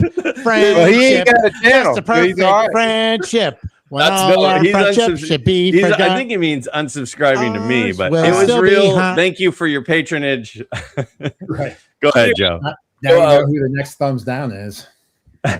On a serious note, I would say any pre-war non-T206, like getting into the mellow mints, getting into the the various caramel cards, Cracker Jack obviously takes its place. I think that whole sweet and time period, T206, when you look at the pop reports with like the multitude of backs, they're beautiful. They're my favorite. There's no disparagement to T206, but there's just so damn many of them. And if you start to look at those standard caramel, American caramel, the mellow mints, the pop counts just get down so low. So that's what I would name as a most undervalued part of the it's a really good choice. And the thing that I find interesting about that choice is there is something about a card being iconic, and because it's iconic and it's recognizable, people want it. Like the Hank Aaron rookie card, like the 52 Mantle, like people want iconic cards, but people also, rare cards at times, because any change in the demand could affect the price so much positively. I find it an interesting thing of sometimes there's this, it's not iconic. So is that, Nap Lajoie or is that Hal Chase card going to really reach the masses? But there's so few of them, it doesn't need to reach the masses. It just has to have a few people tick up in their demand for it. It's a super interesting one. This person's saying, shh, Joe, don't. They climb on time. cat's out of the bag. What if it's rare and iconic? Like, I don't know, like a 1914 Cracker Jack Shoeless Joe Jackson card. Well, I know a guy who has one of the. Actually, I know two guys. I know two guys that have them too. Yeah, I know three guys. That have them. Oh, I do know three guys. Yeah, look at me. Three. Yeah. All right, Jeremy Lee, let's hear from you. What is your thought on what is the most undervalued thing in the hobby? Well, easy answer. The 3 thumbs ard is probably the most undervalued thing in the hobby. Hockey cards are undervalued, I think. They are. I think hockey cards are undervalued. Non-rookies undervalued. Like guys like this guy right here, the second-year Unitas. This arrived today for me. The 49 Bowman Musial. Underrated. I love, but you said before, Greg. Some people don't want to tip their hand on what's undervalued. The other side of that is you don't want to be perceived as pumping up what your own cards, what you're collecting. So I could tell you everything I'm collecting, and then it's like, oh, he's pumping up memorabilia cards or whatever it is. So I like to think everything I'm buying is undervalued.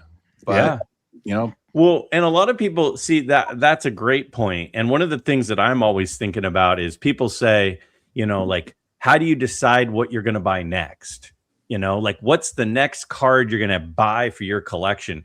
And a big piece of that is the thing that is toward the top of my list is the thing that I feel like if I don't get it soon, it might become unaffordable. So a lot of the stuff that I am buying is the stuff that I think is undervalued because I want to spend my resources there now while I can still get it. Because there will probably be a time, if it really is undervalued and underappreciated, that if it becomes properly valued and appreciated, then it could go out of my budget, and I was listening to Hobby by Cage this morning, and he was saying, it's undervalued, and he was like, well, isn't everything properly valued? I mean, like, everything is where at that moment supply meets demand. So it's a little bit of a loaded question, but I still think it's an interesting thing to at least chat about. So no, because Greg, I don't think you could have supply that's not available at all. So in the next time that card comes up, it could be a lot more expensive. So you don't know what some of them are worth at any given time if it hasn't sold for a while and it's really rare. That's a good point. Yeah, my dad is always right. So my dad in the chat says oversized cards are underrated. You know what's really underrated? Oversized Rogers Hornsby cards. And if one were coming up for auction right now and opening later this week, check it out over on CIA. CIA, yes. Jeremy, I know Jeremy just bought an oversized card, which I thought that card you bought actually on a CIA auction was a super cool card, but it was more of a display piece type of card than a card that you're going to fit, because like a lot of us were kind of OCD with it, right? So yeah, I mean, and that's part of the reason I think that those cards are a little bit overlooked, is the fact that some people don't want to, it doesn't fit in their case.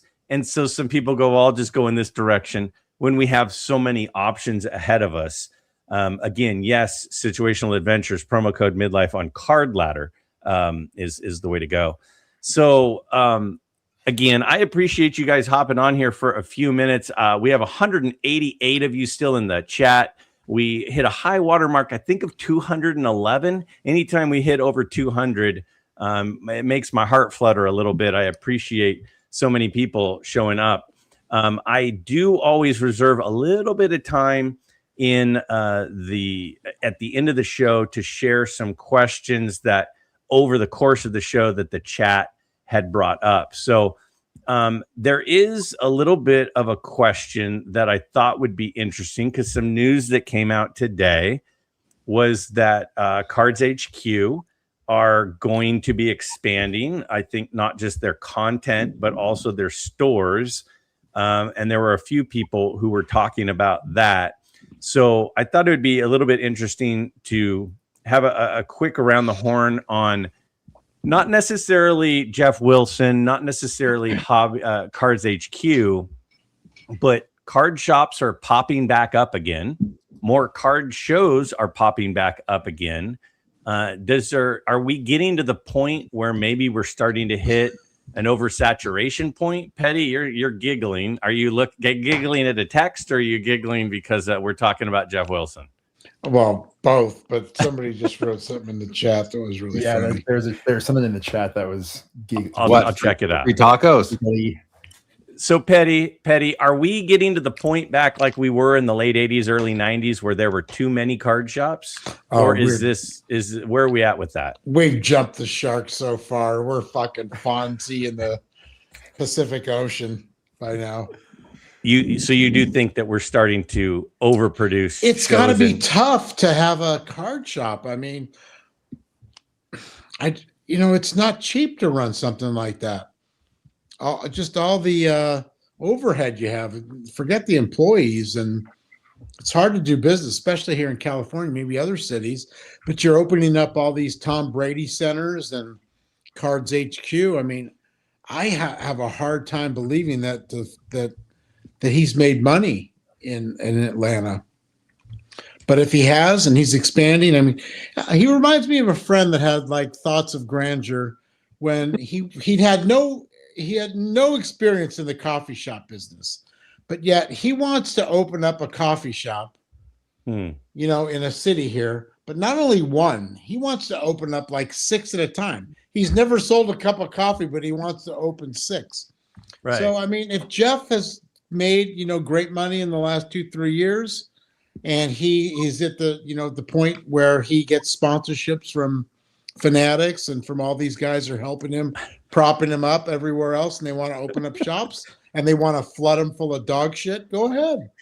And then good luck to you. I mean, I think it will end bad. He'll make his money and they'll do well that way. But for me, I just think it's hard to have a brick and mortar store in anything these days.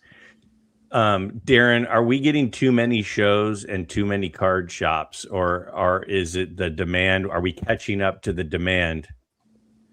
I don't think in general we have too many card shops. Like I don't have a good card shop that I could go to like anywhere near me at all. So like if there was one more that was really good, that'd be great. With regards to Cards HQ, I would never invest in a company where I don't have faith in the C-suite. Yeah, I hear you there, Tony. You live near a really good card shop. Yeah. Are there card shops popping up there like they are here in Sacramento? I mean, we have card shows Local every weekend. card shop in Texas, baby. There it is. Yeah. No, they're not. There's not a bunch popping up, but my local card shop guy, he like has face-offs with Jeff Wilson live, and like he's out there, kind of like the Burbank guy, and he does videos all the time, does reels and kind of talks about what it's like to own a card shop, and he's blunt. Like it ain't easy. You can go broke with a card shop really, really quick, man, with allocation and all the other stuff. And if he thinks he can just open up 10, 15, I mean, he knows the business, but it's not that easy, man. I wouldn't, there's no way I'd put any money in that. I think just do your shop and do it good, man. That's where I'm at. But what do you think, David? I mean, I kind of like what Petty said. I think being in retail in almost all industries is a scary business, especially ones that you can have a large part of the business online these days. Or you can do an easier thing and rent a table for $200 for the weekend of a huge show where everybody's going to. So I just think that right now, while the hobby is extremely hot, I get it that everyone's opening these up. I do think that a lot of them will close down within the next few years when it's not as hot. And so I would just be very careful owning a shop, even though I do like it for the community side of things. But you can get a lot of that from a card show too.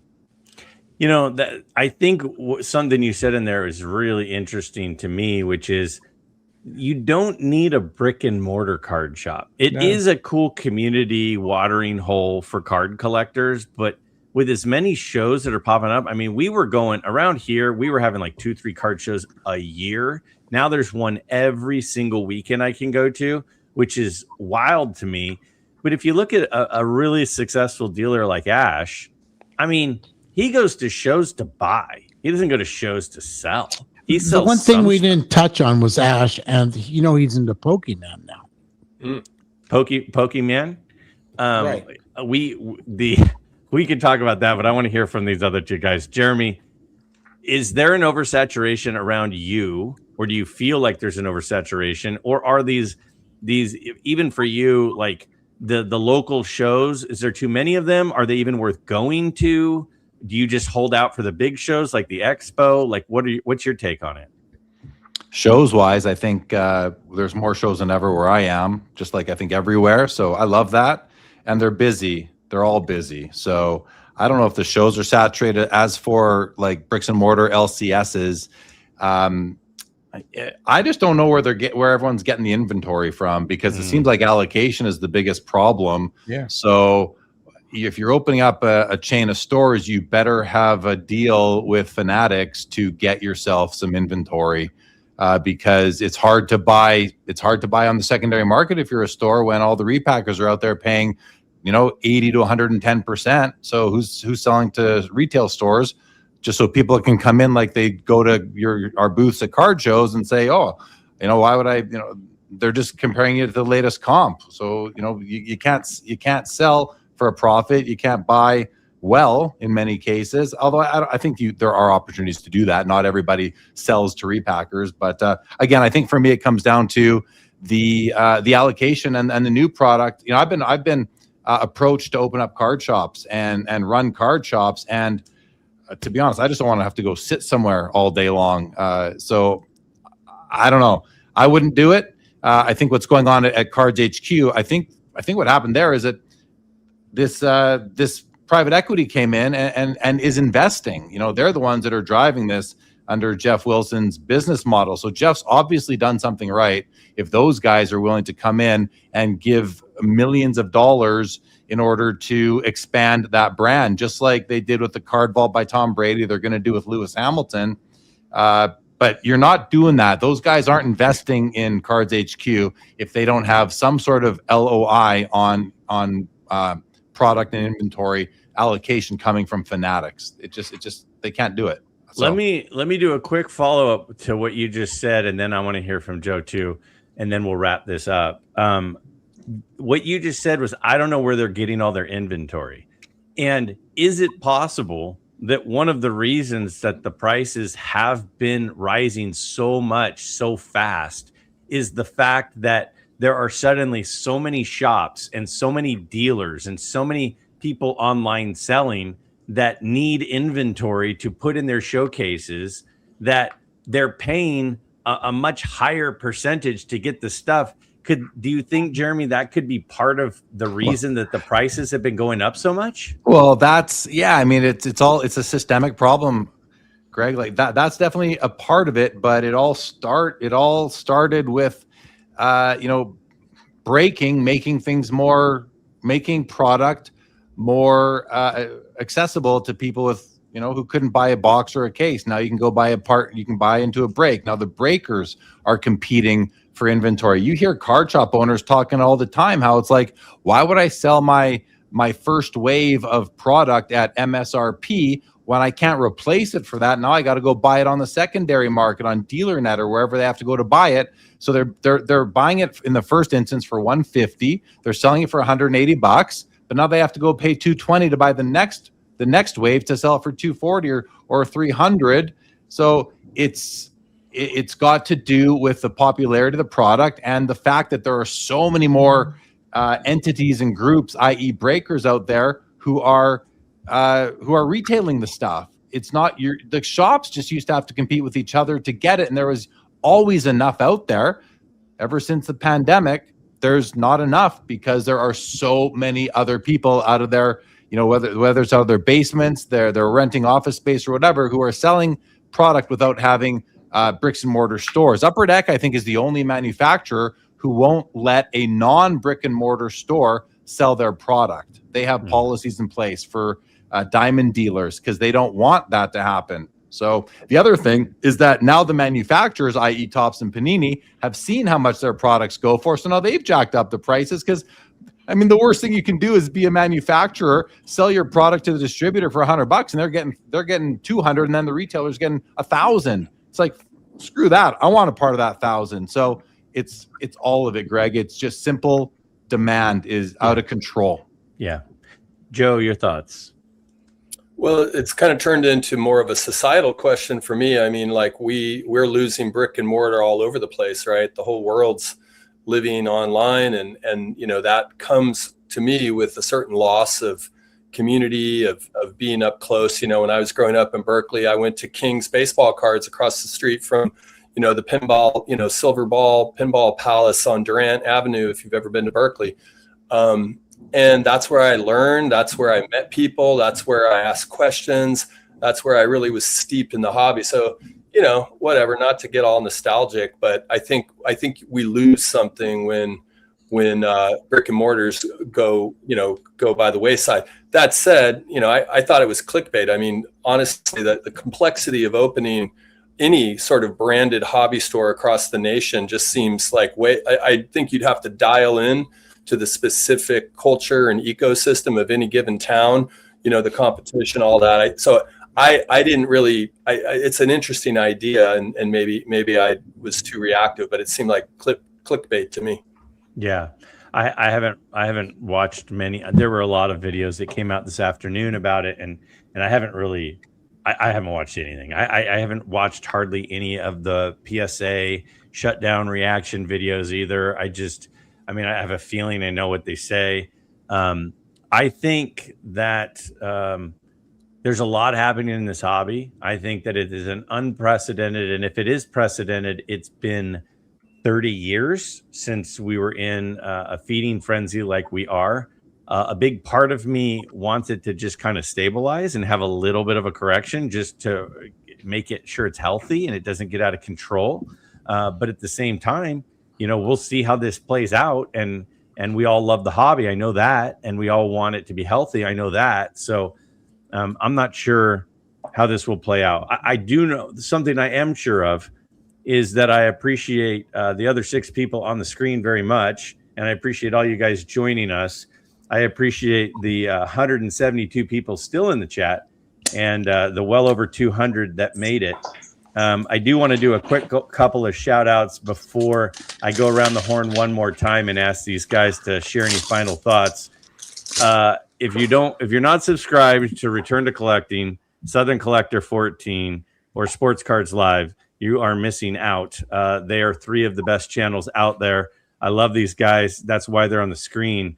Genuinely, everybody on the screen I consider to be a very, very good friend of mine. Not hobby friend, a good friend of mine. I love these guys very much, and that's why I asked them to come on. David, Joe, and Jeremy, look out on the Sports Card Clubhouse for their hangover, which is sort of a after take kind of recovery from the Saturday night Sports Cards Live episode. And if you missed Saturday's Sports Cards Live, it is one of the best Sports Cards Live I've seen in a long time. I listened to half of it on my walk yesterday and the other half earlier in the day yesterday. It was fantastic. So check that out for sure. Also later this week, you should see an episode or 2 with me and Darren for our off topic, one on his channel, Return to Collecting, and one on mine. So final thoughts, Petty, around the horn. Give me 30 seconds, your thought. Just, it's a great hobby. Enjoy whatever you're doing with it. Just ignore all the bullshit and keep on, just move on. Have fun in your own lane. Enjoy it. A lot of great people in this hobby. I'm just honored to be on with everybody in the screen here. Joe, good to see you. You're a very handsome individual. Porcupine, I love you. David Leaf, Clark Kent, Beaver Feet, Liver Lips. I love all you guys. Wait, am I Porcupine? Yeah. What do you think? I just got to ask, when I do this, does it look like I'm looking up in adoration at Mike Petty? Here's a story of a lovely lady. Oh boy, my who singers was living with 3 girls of her own. Darren, your final thoughts. Well, I can't beat what Petty just said. So I think going back to the previous question, when it comes to card shops, what you lose in 1, you apparently make up for in volume if you open 6. So there you go.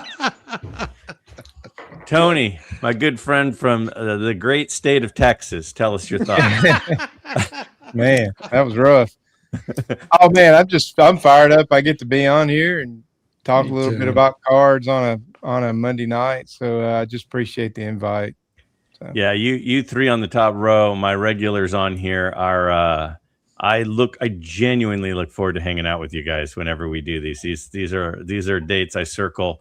I even told the last few times I've told my wife and kids, I said, you guys go to dinner while I'm doing this with my buddies so that you don't have to, worry about all that. Jay Lee, your thoughts. Sorry, I don't know what the topic is, but the topic is closing thoughts. Yeah. Closing thoughts. Greg, love what you do here. You built the best community in sports card hobby content. So thank you for inviting us, being a great friend of Sports Cards Live and supporter, and for bringing the whole crew on. I look at this screen and many of the names in the chat, and just feel so blessed to be a part of this and to have such great friends and relationships, truly. So thanks for having us and myself. Yeah, for sure. The 3 of you guys coming in at the end was kind of a late thought, and I'm glad we did it. I feel a little bit bad that we didn't get more of your guys' input and feedback, but it was a nice cameo. David Chase, anything you want to say? I feel like I'm in the Twilight Zone right now to be with the Heartbreakers and my Sports Cards Live crew. Like this in the center square, like Paul Lynn. It's a baggie. It couldn't have worked out better for you. You're like Paul Lynn a lot. Oh, thanks, Petty. No problem. This is one of those things where it's just absolutely crazy. I love your live, Greg. I love Sports Cards Live, and I love all of these guys' channels around here. This is all my crew. And to be on the same screen with all of you, I'm just so honored to be on the screen with you and to be friends with literally every one of you on here. I truly, truly appreciate it. So thank you guys. And last but not least, Don't laugh it's at me, just because you have the greatest vocabulary and the best looks on the screen, we saved you for last. Joe, anything you want to say? Don't expect much out of me. It's June. The thing I'd want to say is one, the three at the top of the screen, and Greg, you guys were killing it. The great show, and you're always awesome. Petty, Tony, Darren, I love seeing you in the Sports Cards Live chat on Saturday night. It lifts me up when I see people I know and care about, and you always, you keep it funny, you keep it real. So thank you for being there, and I look forward to meeting you in person, seeing you in person at the National. Greg, I just, sort of with my Dean of Faculty lens on, I just want to acknowledge your control of the classroom. You Oh, it's amazing. Everything feels, first of all, safe. You can't learn if you don't feel safe. And so Greg keeps everything feeling safe. He always sort of brings it back to a place so you feel like everything's been accounted for and you can just relax and do your thing. And I think that's what makes you such a great content creator. So thanks for having us on. And I do invite everybody to come on over to check out The Hangover. We're developing something pretty cool there. And I appreciate the Clubhouse Network for giving us that opportunity. Well said, Joe. Just amazing. I echo the same sentiment to Greg. Says the one guy who Greg can't corral. Exactly. Nobody can corral. I love him. I always say at the start of the show, he's back he's pacing back there like a caged lion. As Kevin Costner would say in 2,000 Miles from Graceland, you can try. I mean, it's like great coaches. They say, "What's the method of your success?" And it's surround yourself by great people, and that's what I have on the screen. So that makes it easy when I've got good guys going. Thank you to everybody out there still hanging on. 150 of you are still hanging on with us. Appreciate that.